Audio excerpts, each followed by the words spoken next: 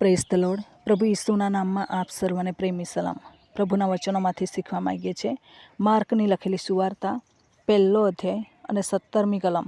ત્યાં લખવામાં આવ્યું છે, અને ઈસુએ તેઓને કહ્યું કે મારી પાછળ આવો ને હું તમને માણસોને પકડનારા કરીશ. આ કોના માટે વચન લખેલું છે? અહીંયા સિમોન અને તેના ભાઈ આંદ્રિયા એ લોકો હતા. અને પછી આગળ જાય છે 20મી કલમમાં, તો જબ્દીના દીકરા પણ મળે છે. યાકૂબ અને યોહાન એ લોકોને પણ કામ કરતા જુએ છે. એ લોકોને પણ આમંત્રણ આપે છે, તેઓને પણ બોલાવે છે. આ બંને ભાઈઓ, ચારે ભાઈઓ એટલે કે પિત્તર, સિમોન અને આંદ્રિયા અને યાકૂબ અને યોહાન, આ બંને ભાઈઓ છે. તો એ લોકો માછલી પકડવાનું કામ કરે છે. અને આ ચારેય જણા બહુ સક્રિય રીતે કામ કરતા જોવા મળે છે. એમને ઈસુ પ્રભુ આમંત્રણ આપે છે કે મારી પાછળ આવો. આજે તો તમે માછલી પકડી રહેલા છો, પરંતુ માણસોને પકડનારા હું તમને કરીશ. અને એ પ્રમાણે આમંત્રણ આપે છે. આ લોભ લાલચ નહીં હતી, પરંતુ પ્રભુ તરફના વરદાનો હતા, કૃપાદાનો હતા. ઘણી વખત પ્રભુ તરફથી જે વરદાનો મળે છે, કામ કરવાને માટે વરદાનો મળે છે, એને આપણે સમજી જ શકતા નથી. અરે હું તો કેટલું બધું વેતરું કરી રહ્યો છું એવું આપણને લાગે. મારા પર બહુ બધી કામની ભારણ છે એવું આપણને લાગે. હું કામથી દબાઈ ગયેલો છું. મને પ્રભુએ હદ ઉપરાંતનું કામ આપી દીધેલું છે એવું આપણને લાગે. આ લોકોને માણસોને પકડનારા કરવાને માટે બોલાવે છે. અને એ સિમ્પલ વાત હતી નહીં, ઘણું અઘરું અને કઠિન હતું. પરંતુ જો પ્રભુએ એમને ઓર્ડર આપી દીધેલો છે, ઓથોરિટી આપી દીધેલી છે, તો પછી એ લોકો એ કામ કરવાના જ છે. કેટલાય કઠિન લાગતા હશે, તો પણ એ લોકો એ કામ કરીને જ રહેવાના છે. તમારા અને મારા જીવનમાં જ્યારે પ્રભુ આપણને સામર્થ્ય આપે છે, એ સામર્થ્યથી આપણે ઘણું બધું કરી શકીએ છીએ. અને છેલ્લે સુધી આ જ વ્યક્તિઓને પાસે પ્રભુ ઈચ્છા રાખે છે કે આ લોકો મારા માટે મદદરૂપ બને. ગેત્સેમાની બાગમાં માંથી 26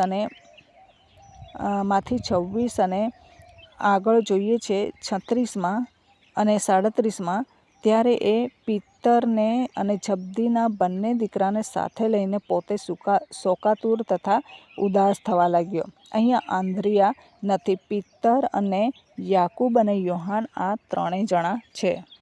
એ લોકોને એ ત્યાં લઈ જાય છે અને એ પોતે શોકાતુર થવા લાગે છે. કેવી રીતના મને મારી નાખશે, એના માટે આ સાથીદારોને લઈ જાય છે, એ શિષ્યોને લઈ જાય છે કે થોડાક મને સપોર્ટિંગ કરે, મારા માટે પ્રાર્થના કરે. પ્રભુ એ જોવા ઈચ્છતા હતા કે પોતાના માટે પણ એ લોકો પ્રાર્થના કરે, તેને હાશ થતે કે ચાલ પોતાના બચાવને માટે પ્રાર્થના કરી રહ્યા છે. પરંતુ એ લોકો તો ઊંઘી ગયા. 1 વાર નહીં, 2 વાર, 3 વાર જઈને જુએ છે. હરેક વખત ઊંઘતા જુએ છે. 4થી વાર શું કરે છે કે હવે ઊંઘ્યા કરો. માણસના દીકરાને પકડવાનો સમય આવી ગયેલો છે.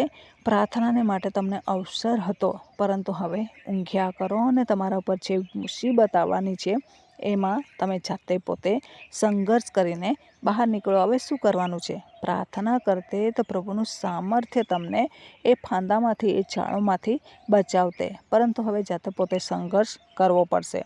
ઘણી વખત આપણને શેતાન ઊંઘ નાખીને બાંધી દે છે, પ્રાર્થનામાં મન લાગવા દેતા નથી. શું કહે છે કે આપણું શરીર અબળ થઈ જાય છે, આત્મા તત્પર હોય છે, શરીરને અબળ શેતાન કરી દે છે. ઊંઘી જાઓ, કંઈ વાંધો નહીં, તમે થાકેલા છો ને, તમે ઉપવાસ કરો છો ને, તમે આજે બહુ કામ કરેલું છે, તમે બહુ માનસિક રીતે ત્રાસી ગયેલા છે, થોડીક ઊંઘ લઈ લો, પછી તમને આરામ મળશે. પરંતુ એ પ્રાર્થનાના સમયમાં ફાંદા નાખે છે, જાળો નાખે છે. આપણે પ્રાર્થના કરીએ છીએ ત્યારે એ જાળોને હટાવીએ છીએ. એ જાળો પ્રભુને દેખાય છે, આપણને નથી દેખાતી, પણ પ્રભુ આપણને પ્રાર્થના કરવાને માટે બહુ જ આપે છે. પરંતુ આપણે શરીરને જોઈને ઊંઘી જઈએ છીએ, અને એના લઈને પછી શું બને છે? આપણે ફાંદામાં પડીએ છીએ. શિષ્યો પછી ફાંદામાં પડે છે. અને પછી જાતે પોતે બહાર નીકળવાને માટે પ્રયત્ન કરે છે. તમારા અને મારા જીવનમાં પ્રભુએ એવું હથિયાર આપણને આપેલું છે કે આપણે ફાંદામાં પડી જ નહીં શકીએ.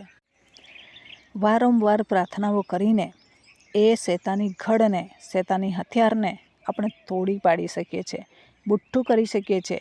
આપણા ઉપર અજમાઈશ થશે નહીં. પરંતુ ઊંઘી જઈએ શરીરને જોઈને તો આત્મા લડી શકતો નથી. પ્રાર્થના લડે છે તો પ્રાર્થનામાં આપણે જાગૃત બનીએ અને શેતાની હરેક ઘડોને ગિરાવીએ. આપણા માટે બહુ બધા શેતાને હથિયારો એ પ્રમાણે તૈયાર રાખે છે. આ નહીં તો પેલું યુઝ કરીશ, પેલું નહીં તો પેલું યુઝ કરીશ. કોના માટે? જે આત્મા જીતે છે તેના માટે. નામધારી ખ્રિસ્તી માટે શેતાન કંઈ કરતો નથી, કેમ કે એનાથી કશું જ કાર્ય નથી થતું. શેતાનને હલાવી નથી શકતો.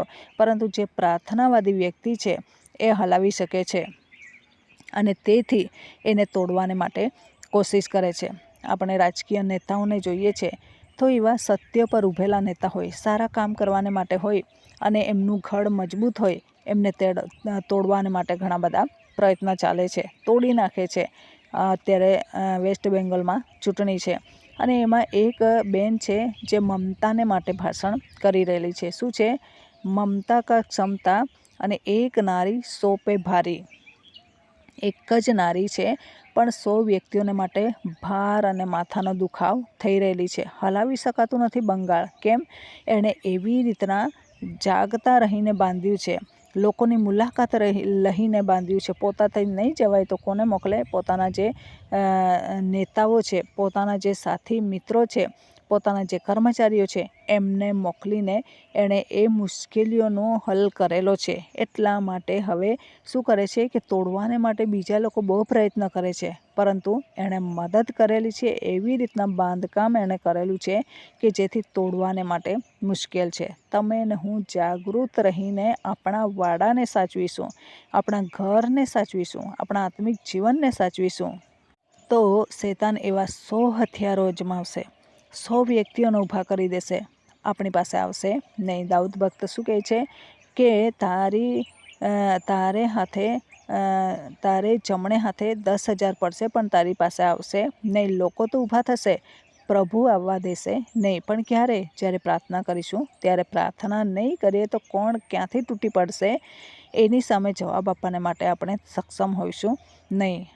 છત્તીસગઢમાં જે પ્રશ્ન ઊભો થયેલા છે, અરુણ પન્નાલાલ છે, બધાને જવાબો આપે છે. એને પોતાના લોકો પ્રત્યે પ્રેમ છે અને પ્રભુમાં એ છે. એટલા માટે હરેક સવાલના જવાબો આપવાના માટે પ્રભુએ મદદ કરી છે. એવા લોકોને માટે પ્રાર્થના કરીએ કે આપણું રાજ્ય છે, પ્રભુનું રાજ્ય છે, તે સ્થિર થાય, મક્કમ થાય અને આમ તેમ ડોલી જાય નહીં, પ્રભુનો નકાર કરે નહીં.